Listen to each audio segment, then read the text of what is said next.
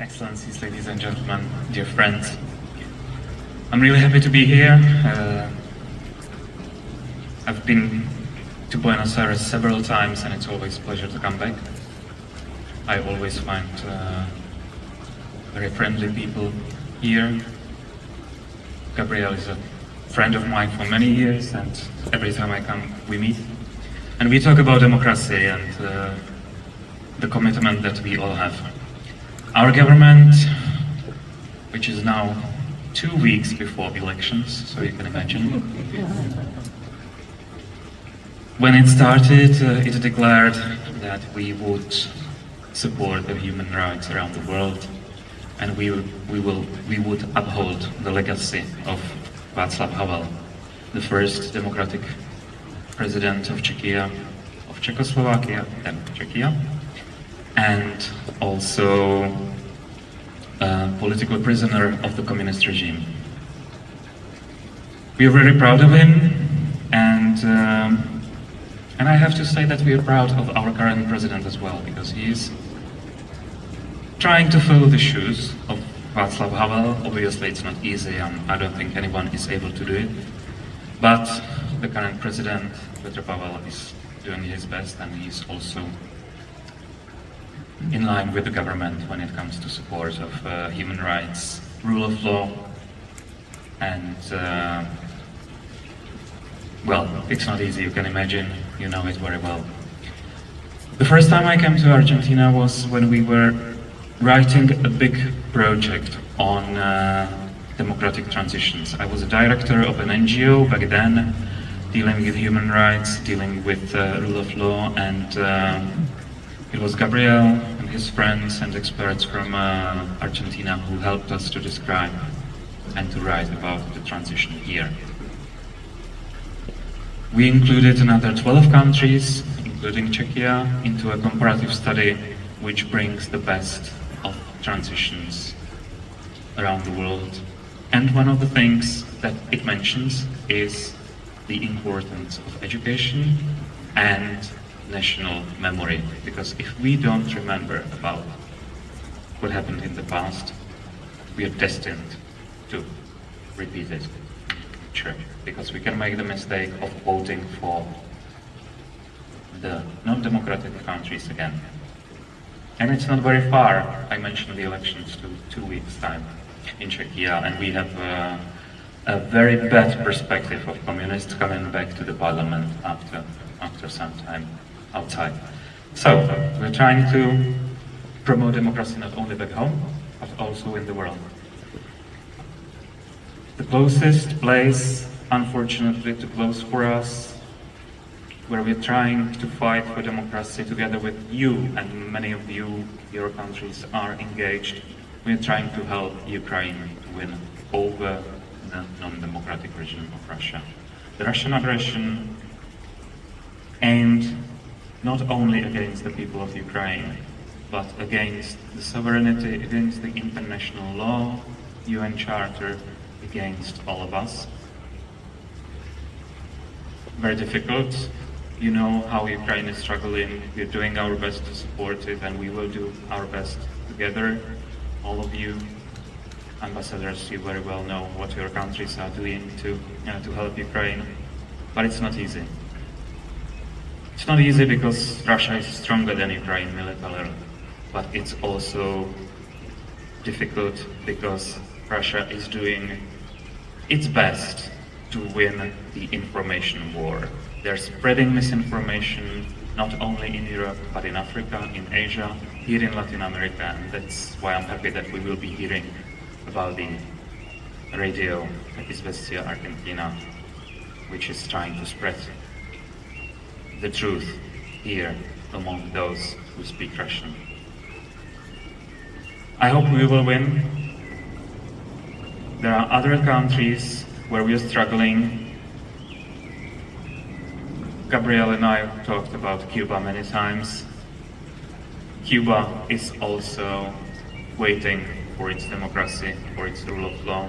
I visited last year. We spoke with the dissidents at the Czech embassy about what can be done. But it's very difficult. The regime is very strong despite the economic situation. And the reason why it is strong is because it's supported by Russia. If it wasn't for Russia, the Cuban government would be much weaker. So we have to fight. And again, all the routes are coming back to Russia. Venezuela, almost next door, another case of a lost country, unfortunately. The people are struggling because they have a president who is not a president. He used to be president, then he forged the elections, and now the country is struggling, and we know very well there is a Czech citizen imprisoned in Venezuela just because the regime didn't like him being there. There is no charges against him have been pressed. He is not allowed a lawyer. He is not allowed a contact with his family. And last week it was 1 year since he was imprisoned, and he was allowed 5 minutes of a call with his parents. That's all. Again, it's breach of everything you can imagine and everything that we are fighting for. And Venezuela is supported by Russia, so we're coming back to Russia. If you look what's happening in Middle East, if you look on the influence of Iran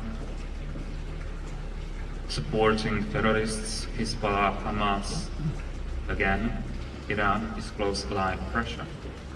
So for us, I think it is very important that we stick together and we fight not for our freedom, but for the rule of law and for the international order as we all want it. We all are Democrats and we all need to fight.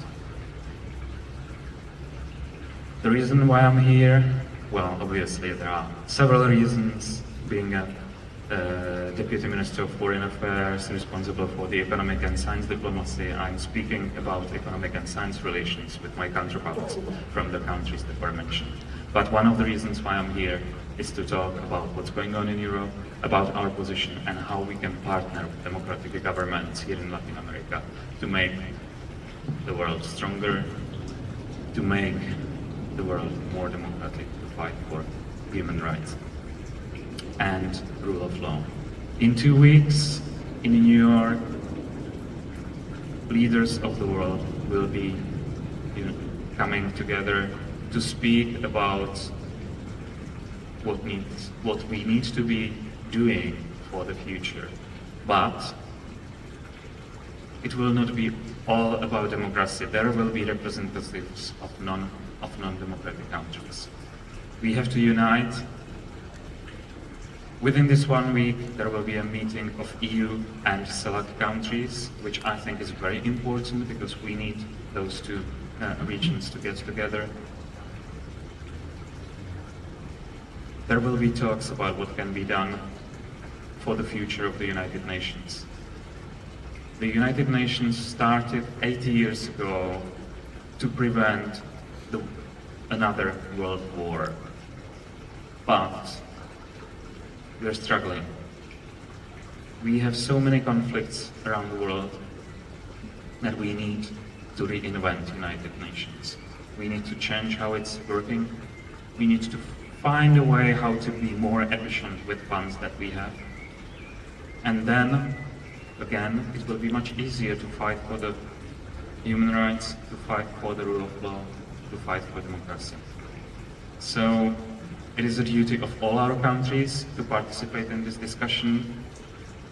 It is our duty to engage United States in this discussion as well.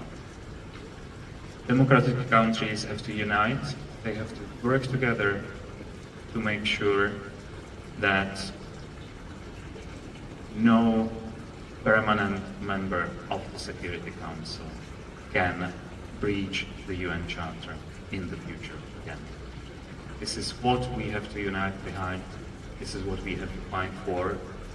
And I'm really happy that we have those examples of people who are fighting in their countries, who are helping us, who are helping governments to promote democracy, to promote rule of law. And therefore I would like to invite Gabriel to give us insights, at least a small hint about what his foundation is doing, about how he's working with Cuban democratic leaders, how he's supporting democracy in the region. Please, Gabriel, I know you have so many experience that you won't be able to tell us all about it, but at least a brief hint into what you're doing. Thank you.